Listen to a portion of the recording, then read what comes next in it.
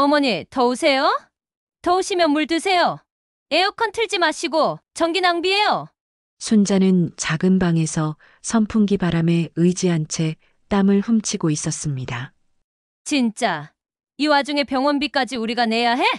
열사병으로 응급실에 실려간 순자는 병원 침대에서 며느리의 이 말을 듣고 모든 것을 결심하게 되는데 매일 마음을 흔드는 이야기 하나씩 전해드립니다. 좋아요, 구독, 알림 설정은 언제나 무료니까요. 사연 들으시면서 마음에 닿았다면 살짝 응원 부탁드립니다. 그럼 오늘의 사연 시작합니다. 서울 성수동의 오래된 연립주택 3층. 오순자는 창문 너머로 보이는 거리를 바라보고 있었습니다. 58살에 남편을 먼저 보내고 벌써 18년째. 이 집은 순자가 지켜온 유일한 보금자리였죠. 낡은 마룻바닥이 삐걱거릴 때마다 돌아가신 남편의 발자국 소리가 들리는 듯했고 부엌 찬장에 가지런히 놓인 그릇들은 오랜 세월 동안 가족의 끼니를 책임져온 순자의 손길을 고스란히 담고 있었습니다. 어느 날 오후 현관문이 열리며 아들 윤상우와 며느리 오지은이 들어왔습니다. 52살의 상우는 어느새 중년의 모습이 역력했고 46살의 지은은 여전히 단정한 차림새로 시어머니께 인사를 건넸죠. 어머니, 안녕하세요. 잘 계셨어요? 순자는 반가운 마음에 부엌으로 향했습니다. 아들 내외가 오면 늘 그랬듯이 과일을 깎고 차를 내어야 했으니까요. 하지만 상우가 말했습니다. 엄마 앉아요. 중요한 이야기가 있어서 왔어요. 거실 소파에 마주 앉은 세 사람. 상우가 서류 봉투를 꺼내며 조심스럽게 입을 열었습니다. 엄마, 요즘 상속세가 얼마나 비싼지 아세요? 나중에 엄마가 돌아가시면 이 집 때문에 우리가 세금 폭탄 맞아요. 그래서 말인데요. 지금 미리 증여하는 게 어때요? 순자는 잠시 멍하니 아들을 바라봤습니다. 지은이 거들었죠. 어머니, 요즘 부자들은 다 그렇게 해요. 미리미리 재산을 정리해서 자녀들에게 넘겨주는 거예요. 그게 현명한 거라고요. 상우가 서류를 펼치며 설명을 이어갔습니다. 복잡한 세금 이야기, 증여세와 상속세의 차이, 절세 방법까지. 순자는 그저 고개만 끄덕였습니다. 아들이 하는 말이니 다 맞겠거니 싶었죠. 엄마, 우리가 다 알아봤어요. 지금 넘기면 나중에 훨씬 이득이에요. 엄마도 편하고요. 순자는 망설임 없이 도장을 찍었습니다. 아들의 미래를 위해서라면 무엇이든 할 수 있는 게 어머니의 마음이었으니까요. 서류에 도장을 찍고 나니 상우와 지은의 얼굴에 안도의 빛이 번졌습니다. 엄마 고마워요. 이제 엄마는 아무 걱정 없이 편하게 사시면 돼요. 그날 이후로 집안의 공기가 달라지기 시작했습니다. 일주일 뒤 아들 내외가 이삿짐을 다 들고 들어왔죠. 엄마, 우리 이제 여기서 같이 살려고요. 월세 내면서 따로 사는 게 아깝잖아요. 상우의 말에 순자는 반가운 마음이 들었습니다. 아들과 함께 산다는 게 얼마나 좋은 일인가요? 하지만 곧 미묘한 변화들이 시작됐죠.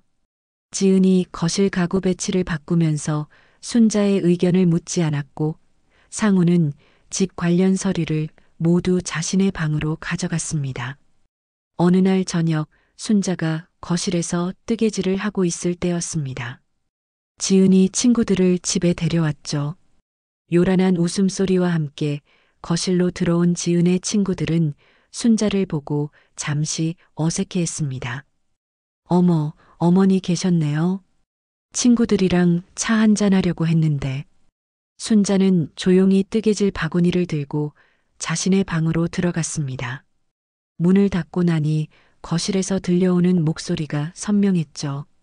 지은아, 시어머니랑 같이 사는구나? 응, 어머니가 가실 곳이 없어서 우리가 좀 신경 쓰고 있어. 우리 집이라는 말이 순자의 가슴을 찔렀습니다. 분명 자신이 살아온 집인데 어느새 주인은 아들 내외가 되어 있었죠. 다음 날 아침 순자가 부엌에서 된장국을 끓이고 있을 때였습니다. 지은이 다가와 말했죠. 어머니, 앞으로는 부엌 사용 시간을 좀 조정했으면 좋겠어요. 아침에는 제가 출근 준비하느라 바쁘거든요. 순자는 그저 고개를 끄덕였습니다. 자신의 집에서 부엌 사용 시간까지 눈치를 봐야 한다니. 하지만 이제 집 주인은 아들이니까 어쩔 수 없다고 생각했죠. 점점 순자의 활동 반경은 줄어들었습니다. 거실은 지은이 차지했고 부엌은 시간을 정해서 써야 했으며 화장실조차 아들 내외가 쓸 때는 기다려야 했죠. 마치 자신이 이 집의 불청객이 된 것 같았습니다. 어느 날 밤 순자는 좁은 방 안에서 혼자 앉아 있었습니다. 벽에 걸린 남편 사진을 바라보며 중얼거렸죠. 여보, 내가 잘못한 걸까요? 아들을 위해서 한 일인데 왜 이렇게 서글퍼지는지 모르겠어요. 창밖으로 들려오는 도시의 소음 속에서 순자는 자신이 점점 작아지고 있다는 걸 느꼈습니다. 내 집을 줬더니 정작 내 자리는 사라져버린 것 같았죠. 한때는 이 집의 안주인이었던 순자는 이제 그저 며느리 눈치를 보며 조용히 지내야 하는 존재가 되어버렸습니다. 순자가 집을 증여한 지 석 달이 지난 어느 날이었습니다. 상우가 퇴근 후 거실에서 서류를 펼쳐놓고 무언가를 열심히 계산하고 있었죠. 지은도 옆에서 계산기를 두드리며 진지한 표정을 짓고 있었습니다. 엄마, 잠깐 와서 앉으세요. 상의할 게 있어요. 순자가 자리에 앉자 상우가 말을 꺼냈습니다. 엄마, 이 연립주택으로 대출받아서 투자하면 좋을 것 같아요. 성수동에 신축 아파트가 나왔는데 거기로 옮기면 훨씬 좋을 거예요. 순자는 놀란 눈으로 아들을 바라봤습니다. 이 집은 남편과의 추억이 고스란히 담긴 곳인데 벌써 팔겠다니요. 상우야, 그래도 이 집은. 지은이 끼어들었습니다. 어머니, 계속 이런 낡은 연립주택에 사실 건 아니잖아요. 성수동에 신축 아파트가 나왔는데 거기로 가면 어머니도 훨씬 편하실 거예요. 엘리베이터도 있고요. 상우가 서류를 보여주며 설명을 이어갔습니다. 팔지는 않을 거예요. 이 집을 담보로 대출만 받을 거예요. 그리고 지금 세입자 보증금도 있으니까 그걸 합치면 신축 아파트 계약금이랑 중도금은 충분히 낼 수 있어요. 순자는 복잡한 금융 이야기를 다 이해할 수는 없었지만 아들이 하는 일이니 믿기로 했습니다. 그런데 상우가 또 다른 이야기를 꺼냈죠. 근데 엄마, 한 가지 문제가 있어요. 성수동이 규제지역이라 취득세랑 양도세가 장난 아니에요. 제 명의로 사면 나중에 팔 때도 세금 폭탄 맞아요. 지은이 거들었습니다. 그래서 말인데요, 어머니. 아파트를 어머니 명의로 사면 어떨까요? 어머니는 무주택 상태니까 나중에 팔 때도 양도세 걱정이 없어요. 상우가 빠르게 말을 이었습니다. 엄마는 서류에만 이름 넣는 거예요. 대출금은 우리가 다 갚을 거고 관리비도 우리가 낼 거예요. 엄마는 그냥 편하게 사시면 돼요. 순자는 망설였습니다. 뭔가 찜찜한 구석이 있었지만 아들의 간곡한 부탁을 거절할 수가 없었죠. 그래도 내 이름으로 대출을 받는다는 게 엄마, 걱정하지 마세요. 제가 다 알아서 할게요. 엄마는 도장만 찍으면 돼요. 결국 순자는 또다시 도장을 찍었습니다. 은행에 가서 대출 서류에 서명하고 부동산에 가서 매매계약서에 도장을 찍었죠. 그렇게 성수동의 번듯한 신축 아파트가 순자 명의로 계약되었습니다. 이사하는 날 순자는 연립주택을 떠나면서 뒤를 돌아봤습니다. 30년 넘게 살아온 집이었죠. 현관문에 붙은 작은 흠집 하나하나가 다 사연을 품고 있었고 마당 한 구석의 감나무는 매년 가을이면 주렁주렁 열매를 맺어 주었습니다. 엄마, 빨리 가요. 짐 옮기는 사람들 기다려요. 상우의 재촉에 순자는 발걸음을 옮겼습니다. 새 아파트는 정말 깨끗하고 좋았죠. 40평 구조의 방 4개, 화장실 2개. 거실 창으로는 한강이 멀리 보였습니다. 어머니, 여기가 어머니 방이에요. 지은이 안내한 방은 가장 작은 방이었습니다. 창문은 옆 건물을 향해 있어서 햇볕도 잘 들지 않았죠. 큰 방은 저희가 써야 하고 다른 방은 지아가 기숙사에서 돌아오면 주말에 쓸 방이고요. 나머지는 저희 옷방으로 꾸밀 거예요. 어머니는 혼자 계시니까 이 방도 충분하시죠? 순자는 고개를 끄덕였습니다. 새 집이니 당연히 젊은 사람들이 좋은 방을 써야겠죠. 하지만 시간이 지나면서 순자는 이상한 점을 발견했습니다. 매달 나오는 관리비 고지서, 대출이자 납부 통지서가 모두 자신의 이름으로 왔지만 그걸 처리하는 건 상우였죠. 순자는 그저 통장에서 돈이 빠져나가는 것만 확인할 뿐이었습니다. 상우야, 대출금은 잘 갚고 있는 거지? 엄마, 걱정하지 마세요. 제가 다 알아서 하고 있어요. 어느 날 우편물을 확인한 순자는 깜짝 놀랐습니다. 성수동 신축 아파트를 사기 위해 연립주택의 후순위 담보대출을 10억 원이나 받았더군요.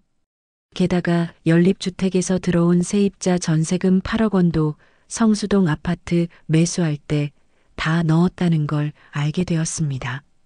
상우야, 이게 어떻게 된 거니? 대출이 왜 이렇게 많아? 상우는 태연하게 대답했습니다. 엄마, 요즘 아파트 값이 얼마나 비싼지 몰라서 그래요. 이 정도는 기본이에요. 연립주택 1층에서 나오는 상가 월세로 대출 이자 내면 돼요. 걱정하지 마세요. 순자는 불안했지만 아들을 믿기로 했습니다. 연립주택 1층 상가에서 나오는 월세로 대출 이자를 낸다니 그래도 다행이라고 생각했죠. 실제로 상우는 매달 대출 이자를 꼬박꼬박 냈고 관리비도 제때 납부했으니까요. 그런데 이상한 건 집안에서 순자의 위치였습니다. 분명 서류상으로는 순자가 집주인인데 실제로는 상우와 지은이 모든 걸 결정했죠. 인테리어를 바꾸는 것도 새 가전제품을 드리는 것도 심지어 현관 비밀번호를 바꾸는 것까지도 순자에게는 통보만 할 뿐이었습니다. 어머니, 비밀번호 바꿨어요. 새 번호는 이거예요. 지은이 건네준 종이를 받아든 순자는 씁쓸한 미소를 지었습니다. 내 이름으로 된 집인데 비밀번호조차 며느리가 정한다니. 하지만 뭐라고 할 수도 없었죠. 실제로 돈을 대는 건 아들 내외니까요. 저녁 식사 시간 상우가 자랑스럽게 말했습니다. 엄마, 이 아파트 벌써 2억 원 올랐어요. 역시 제가 보는 눈이 있죠? 이렇게 계속 오르면 몇 년 후에는 대박 날 거예요. 지은도 맞장구를 쳤습니다. 정말 잘 샀어요. 주변에서도 다들 부러워해요. 순자는 그저 듣고만 있었습니다. 아파트 값이 오르는 건 좋은 일이겠지만 정작 자신에게는 아무런 의미가 없었으니까요. 서류상 주인일 뿐 실제로는 그저 작은 방 하나에 얹혀 사는 처지였으니까요. 그날 밤 순자는 작은 방 침대에 누워 천장을 바라봤습니다. 연립주택에서는 안방의 주인이었는데 이 번듯한 아파트에서는 구석방 신세가 되어버렸죠. 창밖으로 들리는 도시의 소음이 유독 크게 느껴지는 밤이었습니다. 그의 여름은 유난히 더웠습니다. 7월 중순부터 시작된 폭염은 8월이 되어서도 수그러들 기미가 보이지 않았죠. 뉴스에서는 연일 온열질환 주의보를 내보냈고 특히 노약자들은 더위를 조심하라고 당부했습니다. 순자는 작은 방에서 선풍기 바람에 의지한 채 땀을 훔치고 있었습니다. 40평 아파트 방마다 에어컨이 설치되어 있었지만 순자가 쓰는 작은 방만은 에어컨이 없었죠. 거실에서는 시원한 에어컨 소리가 들렸지만 그 바람은 순자의 방까지 닿지 않았습니다. 어머니, 물 한 잔 드세요. 지은이 차가운 물을 가져다 주었습니다. 순자가 감사하다는 인사를 하려는데 지은이 먼저 말을 꺼냈죠. 어머니, 방이 좀 더우시죠? 그래도 에어컨은 전기세가 너무 많이 나와서요.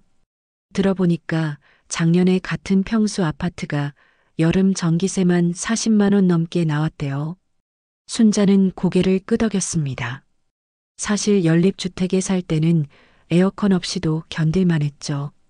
낡은 건물이었지만 바람이 잘 통했고 무엇보다 자신이 원할 때 창문을 열고 닫을 수 있었으니까요. 괜찮아요. 선풍기면 충분해요. 하지만 속마음은 달랐습니다. 40평 아파트에 에어컨이 4대나 있는데 정작 자신의 방에는 켜지 않는 에어컨을 보며 서글픔이 밀려왔죠.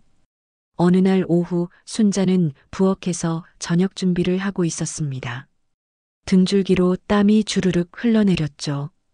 가스레인지 열기까지 더해져 부엌은 찜통 같았습니다. 어머니, 뭐 하세요? 거실에서 나온 지은은 시원한 차림이었습니다. 에어컨 바람을 쐬다 나온 듯 얼굴에 땀 한 방울 없었죠. 저녁 준비하려고. 상우가 된장찌개 먹고 싶다고 해서. 지은이 눈살을 찌푸렸습니다. 더운데 무슨 찌개예요? 그냥 시켜 먹으면 되지. 어머니도 참 이런 날씨에 가스불까지 켜고. 순자는 아무 말 없이 가스불을 껐습니다. 지은이 핸드폰을 꺼내며 말했죠. 제가 그냥 치킨 시킬게요. 어머니는 들어가서 쉬세요. 순자가 자신의 방으로 돌아가려는데 거실에서 지은의 목소리가 들렸습니다.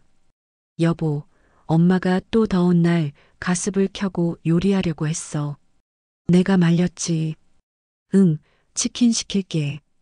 그날 저녁 식탁에 둘러앉은 가족들. 에어컨이 켜진 시원한 거실에서 모두들 치킨을 먹고 있었지만 순자는 입맛이 없었습니다. 어머니, 많이 드세요. 특히 이런 더운 날은 잘 드셔야 해요. 상우의 말에 순자는 억지로 닭다리를 한 조각 집어들었습니다. 그런데 지은이 또 말했죠. 맞아요. 요즘 같은 날씨에 어르신들이 탈수로 쓰러지는 일이 많대요. 병원비 드는 일 생기면 더 곤란하니까 물 많이 드세요, 어머니. 병원비라는 말에 순자는 씁쓸했습니다. 마치 자신이 짐덩어리가 된 것 같았죠. 다음 날도 폭염은 계속되었습니다. 순자는 거실을 지나 화장실을 가려다가 잠시 멈췄습니다.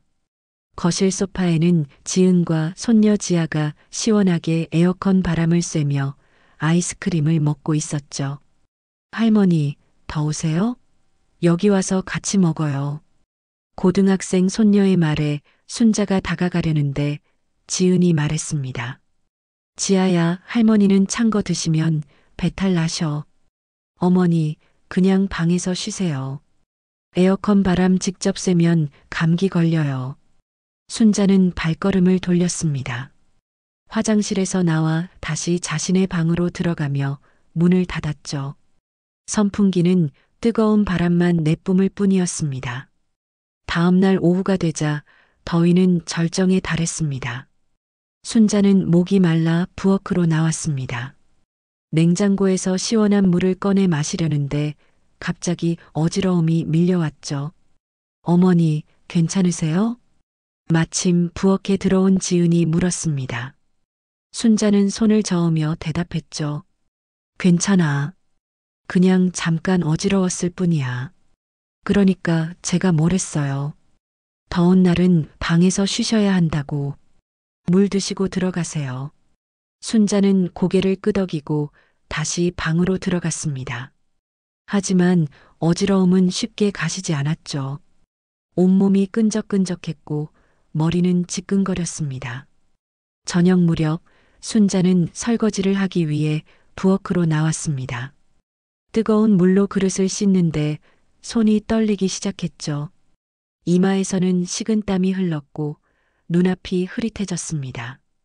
어머니, 상우가 부엌으로 들어왔을 때 순자는 싱크대를 붙잡고 간신히 서 있었습니다. 엄마, 왜 그래요? 어디 아파요? 순자가 대답하려 했지만 목소리가 나오지 않았습니다. 다리에 힘이 풀리며 그대로 주저앉았죠. 여보, 빨리 와봐. 엄마가 이상해. 상우의 다급한 목소리에 지은이 뛰어왔습니다. 순자는 의식이 흐릿해지는 가운데 며느리의 목소리를 들었죠. 119 불러요, 빨리. 어머니가 쓰러지셨어. 구급차 사이렌 소리가 아파트 단지를 가득 채웠습니다. 들것에 실려나가는 순자의 손은 차갑게 식어 있었고 입술은 파랗게 질려 있었죠. 보호자분, 환자분이 열사병인 것 같아요. 고령자이신데 이런 날씨에 고온에 장시간 노출되면 이렇게 될 수 있습니다. 구급대원의 말에 상우와 지은은 서로를 바라봤습니다. 에어컨이 빵빵하게 켜진 집에서 어머니가 탈수로 쓰러졌다는 게 믿기지 않았죠. 병원으로 향하는 구급차 안 순자는 산소 마스크를 쓴 채 눈을 감고 있었습니다. 체온이 급격히 올라가고 의식이 혼미했죠. 하지만 가장 서글픈 건 이 더운 여름날 자신의 집에서조차 에어컨 하나 없는 방에서 지내다가 쓰러졌다는 사실이었습니다.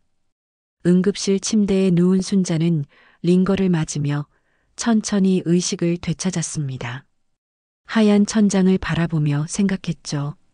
내 이름으로 된 집에서 왜 나는 이렇게 더위에 쓰러져야 했을까? 에어컨 한 대 마음대로 켜지 못하고 더위를 참다가 병원 신세를 지게 된 자신의 처지가 한없이 서글펐습니다. 응급실의 하얀 커튼 너머로 익숙한 목소리들이 들려왔습니다. 순자는 링거를 맞으며 누워 있었지만 의식은 또렷했죠. 복도에서 나누는 아들과 며느리의 대화가 선명하게 들렸습니다. 진짜 이 와중에 병원비까지 우리가 내야 해? 지은의 짜증 섞인 목소리였습니다. 상우가 달래는 듯 말했죠. 그래도 엄마가 아픈데 어떡해. 일단 치료부터 받으시게 하고. 아니, 내가 에어컨 틀지 말라고 한 것도 아니고 본인이 안 튼 거잖아. 매번 전기세 아깝다고 선풍기만 틀더니 결국 이렇게 됐네. 순자는 눈을 감은 채 가만히 들었습니다. 가슴 한구석이 찢어지는 듯 했죠. 그리고 여보, 실비보험도 안 들어놨대.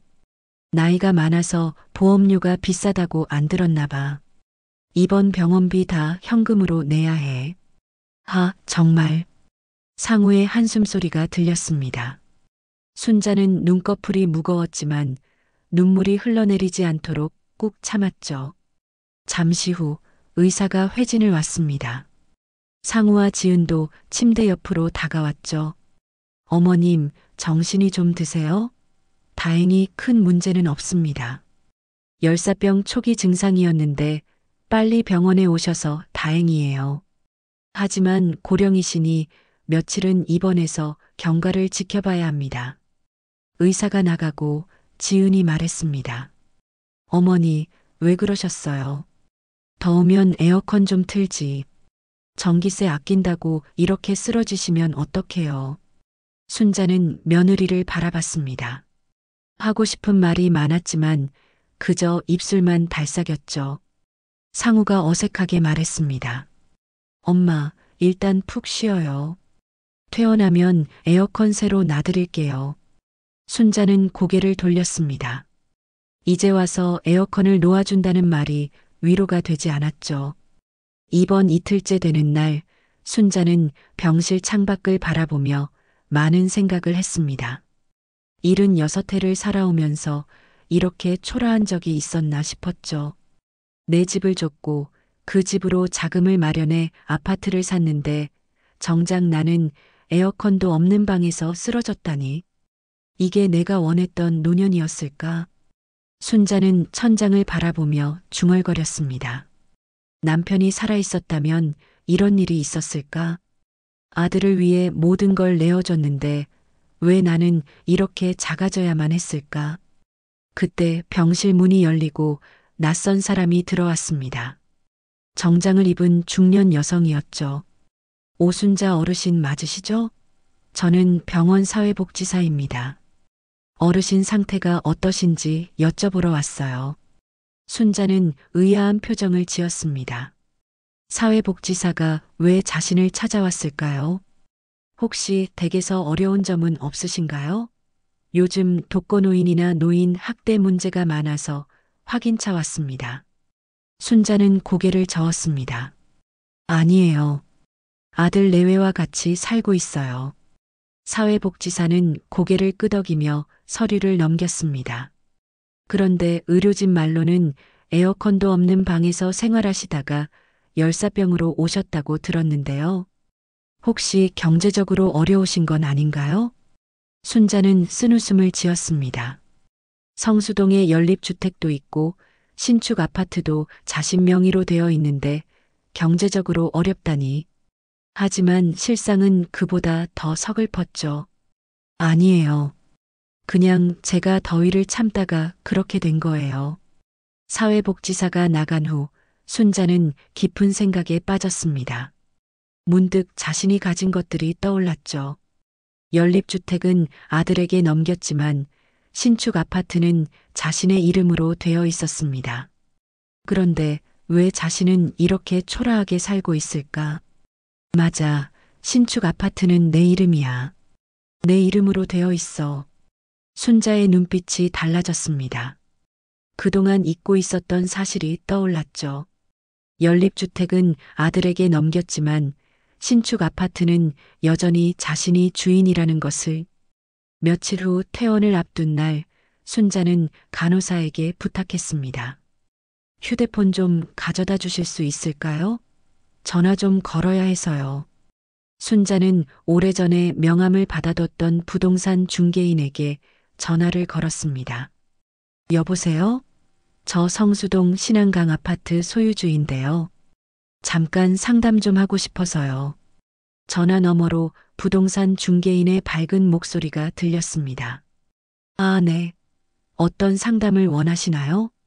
제 명의로 된 부동산이 있는데 제가 직접 관리하고 싶어서요. 등기부등본이랑 관련 서류들을 어떻게 확인할 수 있을까요? 부동산 중개인은 친절하게 설명해 주었습니다.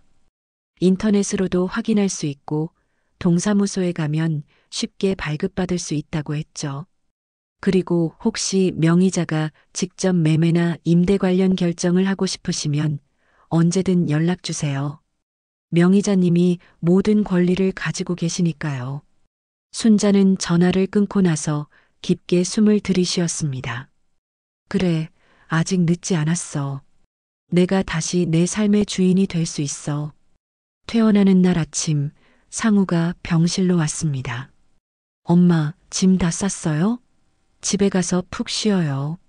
순자는 아들을 바라보며 담담하게 말했습니다. 상우야, 엄마가 이번에 많이 생각했어. 내가 너무 모든 걸 너희한테만 맡겨뒀더라. 상우는 어색하게 웃었습니다. 무슨 소리예요, 엄마?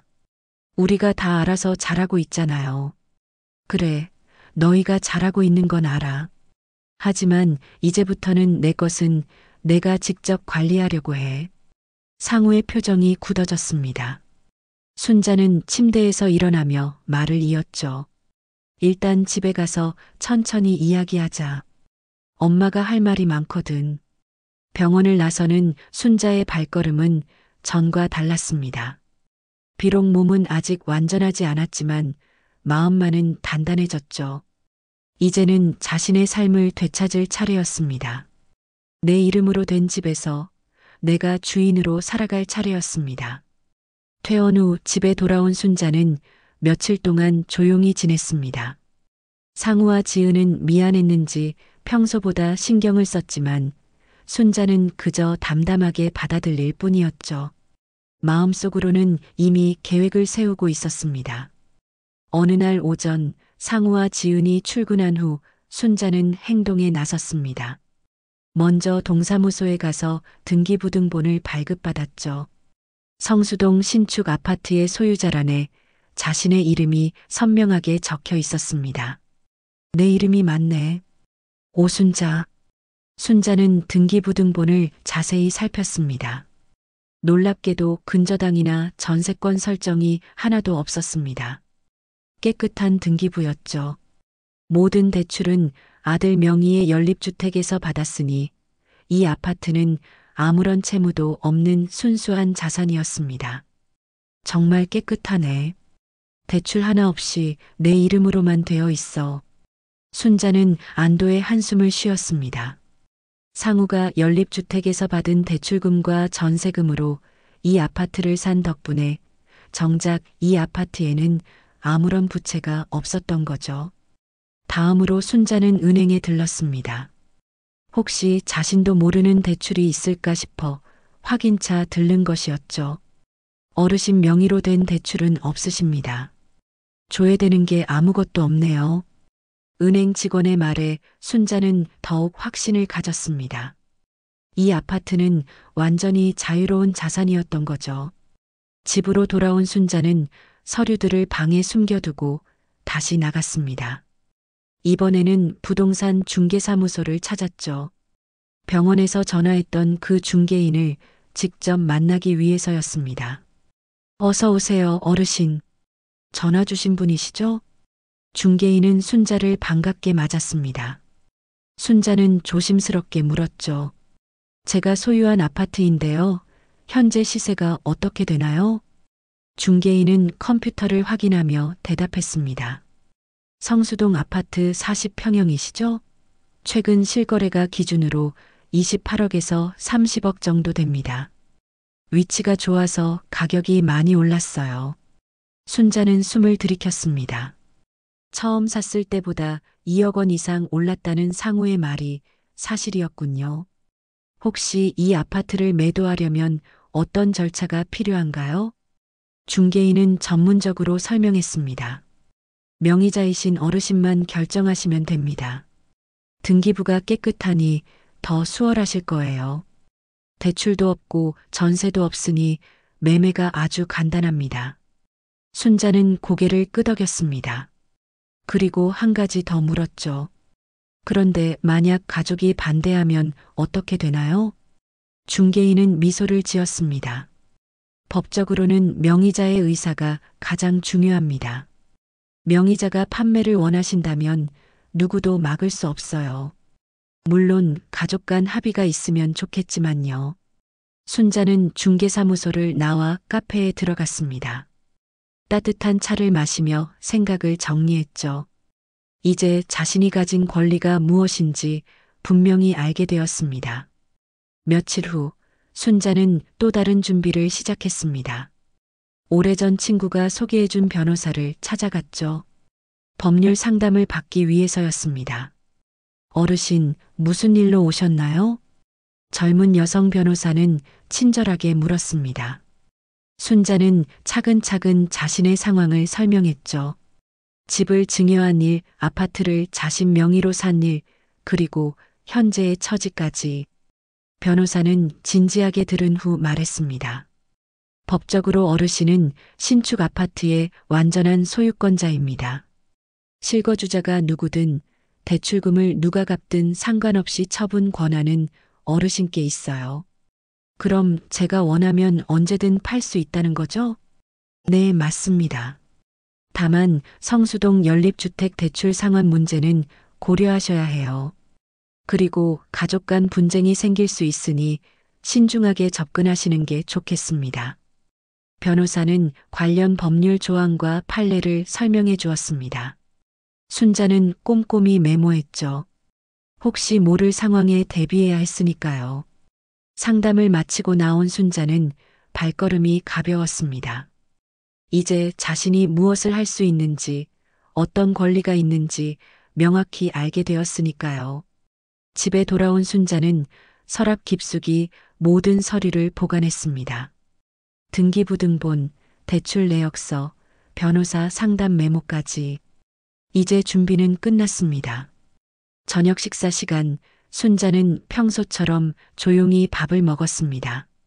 상우와 지은은 여전히 자신들의 이야기만 나누고 있었죠. 여보, 이번 달 관리비가 또 올랐대. 아파트 값은 오르는데 관리비도 장난 아니야. 그러게.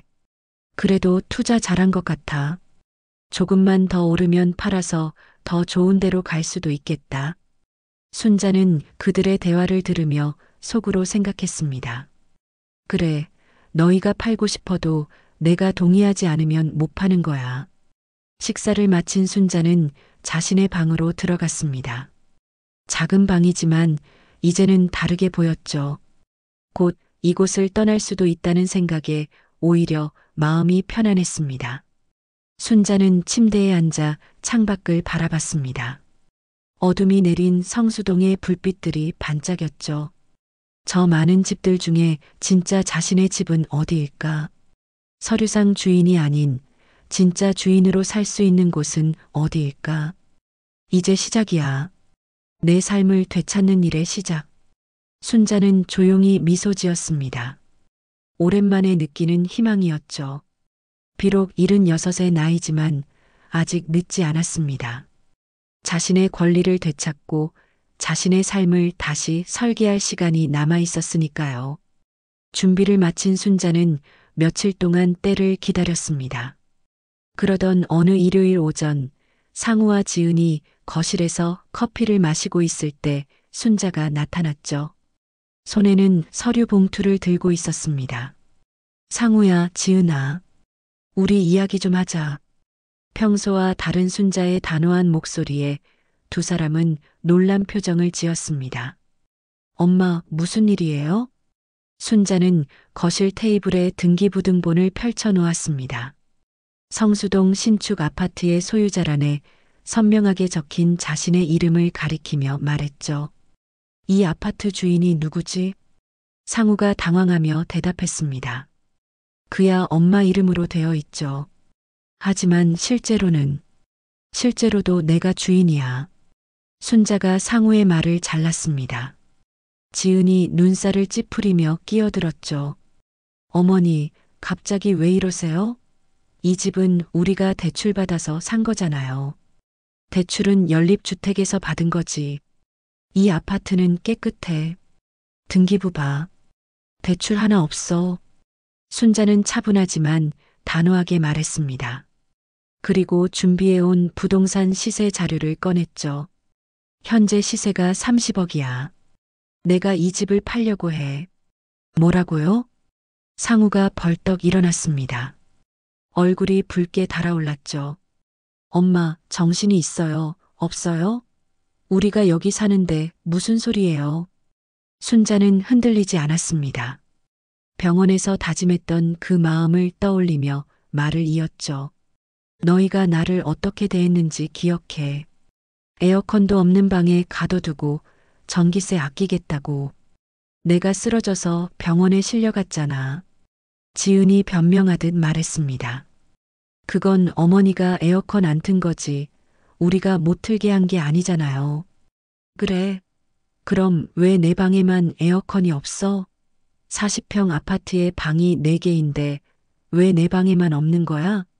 상우와 지은은 말문이 막혔습니다. 순자가 계속 말했죠. 병원에서 너희가 한 말 다 들었어. 병원비 내기 싫다고 보험도 안 들어놨다고 투덜거리더라. 엄마, 그건 됐어. 이제 내가 결정했어. 이 집은 내가 처분할 거야. 상우가 다급해졌습니다. 목소리가 커졌죠. 엄마, 연립주택 대출 10억이 있어요. 그 돈으로 이 집 샀다고요. 그리고 내가 매달 대출 이자 내고 있어요. 그래, 고맙다. 하지만 그건 너희가 알아서 해결해. 연립주택은 4명이니까. 순자는 일어서며 말했습니다. 일주일 줄게. 그동안 이사 갈 곳을 알아봐. 내가 이 집을 팔든 다른 사람한테 세를 주든 내 마음이야. 어머니. 지은이 소리쳤지만 순자는 뒤도 돌아보지 않고 자신의 방으로 들어갔습니다. 방문을 닫은 순자는 거친 숨을 내쉬었습니다. 심장이 빠르게 뛰었죠. 평생 처음으로 아들 내외에게 이렇게 강하게 나온 것이었습니다. 하지만 후회는 없었습니다. 이제는 자신의 권리를 찾아야 할 때였으니까요. 밖에서는 상우와 지은의 언성이 높아졌습니다. 이게 다 당신 때문이야. 어머니한테 너무했잖아. 뭐, 내 탓이라고? 당신도 똑같이 했으면서 부부싸움으로 번진 듯 했습니다. 순자는 귀를 막았죠. 저들의 싸움에 휘말리고 싶지 않았습니다. 다음 날부터 집안 분위기는 살얼음판 같았습니다. 상우와 지은은 순자를 설득하려 했지만 순자는 단호했죠. 엄마, 우리가 잘못했어요. 앞으로 잘할게요. 에어컨도 바로 설치해 드릴게요. 상우가 애원하듯 말했지만 순자는 고개를 저었습니다. 이제 와서 에어컨이 문제가 아니야. 나는 내 삶을 찾고 싶어. 사흘째 되는 날 지은이 눈물까지 흘리며 매달렸습니다. 어머니, 저희가 정말 잘못했어요. 지하 학교도 있고 이제 와서 이사 가기도 힘들어요. 한 번만 용서해 주세요. 하지만 순자의 마음은 변하지 않았습니다. 오히려 더 단단해졌죠. 지아는 기숙사에 있잖아. 주말에만 오는데 뭐가 문제야. 그리고 이사는 누구나 할 수 있어. 나도 이제 이사 갈 거니까. 나흘째 상우가 무릎까지 꿇었습니다. 엄마, 제발요. 우리가 개과천선할게요. 어떻게 이럴 수 있어요? 혈육인데. 순자는 쓴웃음을 지었습니다. 혈육? 혈육이 나를 그렇게 대했어? 내가 쓰러져도 병원비 걱정부터 하는 게 혈육이야? 상우는 고개를 떨구었습니다. 더 이상 할 말이 없었죠. 닷새째 되는 날 저녁, 순자는 부동산 중개인을 집으로 불렀습니다. 상우와 지은이 보는 앞에서 매매 상담을 시작했죠. 어르신, 금매로 내놓으시면 28억 정도에 빠르게 거래 가능합니다. 아니면 시세대로 천천히 파실 수도 있고요. 급하지 않으니까 시세대로 내놓아 주세요. 30억이에요. 중개인이 서류를 작성하는 동안 상우와 지은은 넋을 잃은 표정으로 지켜보고 있었습니다. 이것이 현실이라는 게 믿기지 않는 듯 했죠. 중개인이 돌아간 후 집안은 무거운 침묵에 빠졌습니다. 순자가 먼저 입을 열었죠. 이틀 남았어. 짐 정리해. 그날 밤 순자는 오랜만에 편안하게 잠들었습니다. 비록 작은 방이었지만 이제 곧 자신만의 공간을 가질 수 있다는 생각에 마음이 평온했죠. 한편 거실에서는 상우와 지은이 밤새 대책을 논의했습니다. 하지만 뾰족한 수가 없었죠. 법적으로도 도덕적으로도 순자의 결정을 막을 방법이 없었으니까요. 어떻게 이럴 수가 있어? 우리가 그동안 모시고 살았는데. 지은의 한탄에 상우가 대답했습니다. 우리가 너무했나 봐. 엄마 입장에서는 서러웠겠지. 그래도 이건 너무하잖아. 우리 쫓아내다니. 하지만 두 사람도 알고 있었습니다. 자신들이 순자를 대했던 방식이 얼마나 서운했을지를. 이제 와서 후회해도 늦었다는 것을. 일주일의 시간이 끝나가고 있었습니다. 상우와 지은은 결국 짐을 싸기 시작했죠. 거실에는 이삿짐 박스들이 쌓여갔고 집안 분위기는 무거웠습니다. 순자는 자신의 방에서 조용히 지냈습니다. 밖에서 들리는 짐 싸는 소리를 들으며 오히려 마음이 차분해졌죠. 드디어 자신의 삶을 되찾는다는 생각에 가슴이 벅차올랐습니다. 마지막 날 저녁, 순자는 책상 앞에 앉아 편지를 쓰기 시작했습니다. 아들에게 전하고 싶은 마지막 말이었죠. 상우에게 엄마가 너를 사랑하지 않아서 이런 결정을 한 게 아니야. 오히려 너무 사랑해서 너를 위해 모든 걸 주다 보니 정작 나 자신은 잃어버렸더라. 아들에게 집을 줬더니 어머니는 그 집에서 쫓겨났습니다. 하지만 어머니는 다시 자신의 집을 되찾았습니다. 이것이 너에게 주는 마지막 가르침이야. 누구도 자신의 삶을 포기해서는 안 된다는 것. 부모도 자식도 각자의 삶이 있어야 해. 언젠가 너도 부모가 되면 알게 될 거야. 자식을 사랑하는 것과 자신을 잃는 것은 다르다는 걸. 엄마가. 순자는 편지를 봉투에 넣고 거실로 나갔습니다. 상우와 지은이 마지막 짐을 정리하고 있었죠. 상우야, 이거 받아. 순자가 편지를 건네자 상우는 떨리는 손으로 받았습니다. 눈가가 붉어져 있었죠. 엄마, 정말 이래야 해요? 우리가 잘못했어요. 다시 한번 기회를 주면 안 될까요? 순자는 고개를 저었습니다. 이미 결정한 일이야. 그리고 이게 우리 모두를 위한 거야. 너희도 이제 독립적으로 살아야지. 언제까지 엄마 것에 기대어 살 건가? 지은이 울먹이며 말했습니다. 어머니, 저희가 어머니 없이 어떻게 살아요? 지아도 할머니를 좋아하는데. 지아는 언제든 놀러 올 수 있어. 할머니가 없어지는 게 아니야. 그저 각자의 공간에서 살 뿐이지. 순자는 단호했지만 목소리는 따뜻했습니다. 미움이 아닌 자립을 위한 결정이었으니까요. 다음 날 아침 이삿짐 차가 도착했습니다. 상우와 지은의 짐이 하나둘 실려 나갔죠. 순자는 현관에 서서 그 모습을 지켜봤습니다. 엄마, 우리 연락은 할 거죠? 상우가 마지막으로 물었습니다. 순자는 미소 지으며 고개를 끄덕였죠. 그럼 밥도 같이 먹고 명절도 함께 보내야지. 다만 이제는 각자의 집에서 사는 거야. 이삿짐 차가 떠나고 순자는 텅 빈 아파트를 둘러봤습니다. 40평의 넓은 공간이 온전히 자신의 것이 되었죠. 거실 창으로 쏟아지는 햇살이 눈부셨습니다. 순자는 에어컨 리모컨을 들고 전원을 켰죠.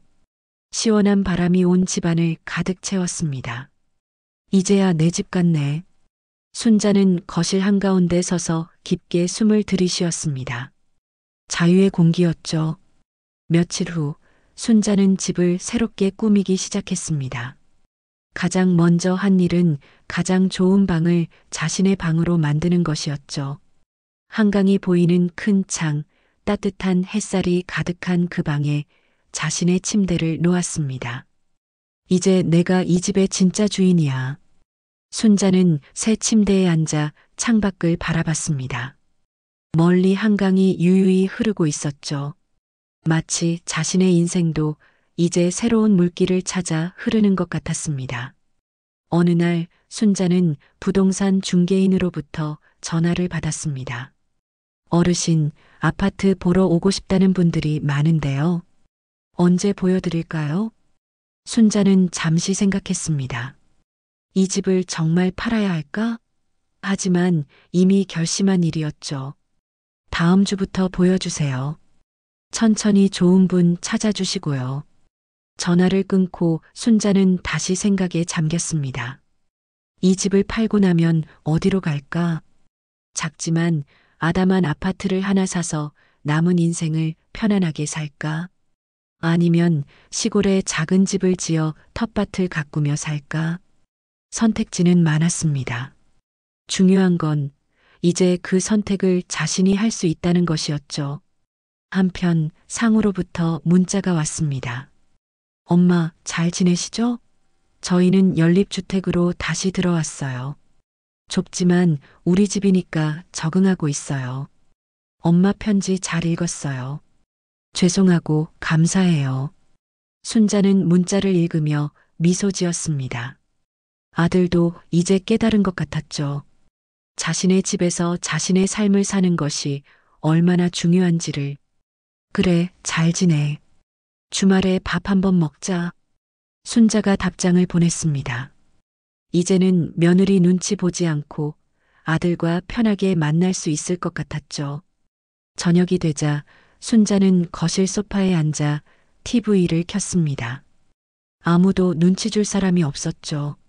에어컨은 시원하게 돌아가고 있었고 냉장고에서 꺼낸 시원한 매실주 한 잔이 손에 들려 있었습니다. 이게 행복이지. 순자는 혼잣말을 하며 매실주를 한 모금 마셨습니다. 새콤달콤한 맛이 입안에 퍼졌죠. 창밖으로 어둠이 내리고 도시의 불빛들이 하나둘 켜지기 시작했습니다. 순자는 그 풍경을 바라보며 생각했죠. 쫓겨나는 사람은 내가 아니었어. 내가 주인인 곳에서 나를 쫓아낼 사람은 아무도 없어. 76의 나이에 찾은 자유였습니다. 늦었지만 아직 충분한 시간이 남아 있었죠. 이제부터가 진짜 자신의 인생이었습니다. 석 달이 흘렀습니다. 성수동 신축 아파트는 결국 32억에 매각되었죠. 순자는 그 돈으로 같은 단지 내 작은 평수 아파트를 하나 구입했습니다. 18평짜리 아담한 집이었지만 순자에게는 궁전 같았죠. 이사하는 날 순자는 새 집을 꼼꼼히 둘러봤습니다. 작지만 알찬 구조, 남향의 따뜻한 햇살, 그리고 무엇보다 거실과 안방에 멀쩡히 작동하는 에어컨이 있었죠. 이제 정말 내 집이네. 순자는 거실 창가에 서서 바깥 풍경을 바라봤습니다. 멀리 한강이 보이고 그 너머로 남산타워가 우뚝 서 있었죠. 전에 살던 큰 아파트보다 전망이 더 좋았습니다. 남은 돈으로 순자는 노후 자금을 마련했습니다. 다만 연립주택 대출금 10억 원은 따로 빼두었죠. 언젠가 상우가 힘들어하면 도와주려는 마음이었습니다. 은행 상담사는 친절하게 설명해 주었죠. 어르신, 대출금 제외하고도 충분한 금액이네요. 이 정도면 매달 150만 원씩 연금처럼 받으실 수 있어요. 생활비는 충분하실 겁니다. 순자는 안도의 한숨을 쉬었습니다. 이제 누구에게도 의지하지 않고 살 수 있게 된 거죠. 한편 상우 부부는 연립주택에서 열심히 살고 있었습니다. 대출 이자를 내려면 맞벌이를 해야 했고 절약하며 지내야 했죠. 하지만 정과는 달랐습니다. 자신들의 집에서 자신들의 힘으로 사는 것이 오히려 뿌듯했으니까요. 어느 토요일 오후 순자는 집에서 커피를 내리고 있었습니다. 원두를 갈아 핸드드립으로 정성껏 내린 커피였죠. 향긋한 커피 향이 온 집안에 퍼졌습니다. 딩동. 초인종이 울렸습니다. 문을 열자 상우와 지은 그리고 지아가 서 있었죠. 할머니, 보고 싶었어요. 지아가 순자를 꼭 안았습니다. 순자도 손녀를 따뜻하게 안아주었죠. 우리 지아 많이 컸네. 들어와 다들. 거실로 들어온 가족들. 예전과는 분위기가 완전히 달랐습니다. 상우와 지은은 순자를 진심으로 대했고 순자도 편안하게 그들을 맞았죠. 엄마, 집 정말 좋네요. 아담하고 따뜻해요. 상우가 둘러보며 말했습니다. 지은도 거들었죠. 정말이에요, 어머니. 혼자 사시기에 딱 좋은 것 같아요. 순자는 커피를 내어주며 미소 지었습니다. 그래, 나한테는 이 정도가 딱 좋아. 큰 집은 관리하기도 힘들고. 잠시 침묵이 흘렀습니다. 하지만 불편한 침묵이 아니었죠. 서로를 이해하고 인정하는 평화로운 침묵이었습니다. 엄마, 그동안 정말 죄송했어요. 상우가 진심을 담아 말했습니다. 순자는 고개를 끄덕였죠. 이제 됐어. 우리 모두 배운 거야. 서로를 존중하는 법을. 지은이 눈시울을 붉히며 말했습니다. 어머니, 저도 정말 죄송해요. 제가 너무 못됐었어요. 아니야. 너도 힘들었을 거야. 시어머니와 사는 게 쉬운 일이 아니지. 순자의 따뜻한 말에 지은은 눈물을 흘렸습니다. 지아가 엄마를 달래주었죠. 이후로 가족들은 정기적으로 만났습니다. 한 달에 2번 순자의 집에서 함께 식사를 했죠. 각자의 공간에서 살면서 오히려 관계는 더 좋아졌습니다. 어느 무더운 여름날 오후 순자는 거실 소파에 앉아 있었습니다. 에어컨이 시원하게 돌아가고 있었죠. 손에는 얼음 가득한 아이스 아메리카노가 들려 있었습니다. TV에서는 순자가 좋아하는 드라마가 나오고 있었습니다. 아무도 채널을 돌리라고 하지 않았고 소리가 크다고 눈치 주는 사람도 없었죠. 이게 행복이야. 순자는 시원한 커피를 한 모금 마시며 중얼거렸습니다. 창밖으로는 따가운 햇살이 내리쬐고 있었지만 집안은 시원했습니다. 전기세 걱정할 필요도 없었죠. 자신의 돈으로 자신의 집에서 마음껏 에어컨을 틀 수 있으니까요. 문득 작년 여름이 떠올랐습니다. 에어컨도 없는 작은 방에서 땀을 뻘뻘 흘리며 지냈던 날들. 며느리 눈치를 보며 선풍기에만 의지했던 서글픈 시간들. 다시는 그런 일 없을 거야. 순자는 단호하게 고개를 저었습니다. 저녁이 되자 순자는 부엌으로 가서 간단한 요리를 했습니다. 시원한 콩국수였죠. 직접 갈아 만든 진한 콩국물에 쫄깃한 면을 말아 먹으니 속이 시원했습니다. 혼자 먹어도 맛있네. 순자는 만족스럽게 미소 지었습니다. 식사를 마친 후 순자는 작은 베란다로 나갔습니다. 해가 지는 서울의 풍경이 아름다웠죠. 빌딩들 사이로 붉은 노을이 퍼져나가고 있었습니다. 휴대폰이 울렸습니다. 옛 친구들과의 단체 카톡방이었죠. 순자야, 내일 문화센터에서 요가 수업 있대. 같이 갈래? 그래, 가자.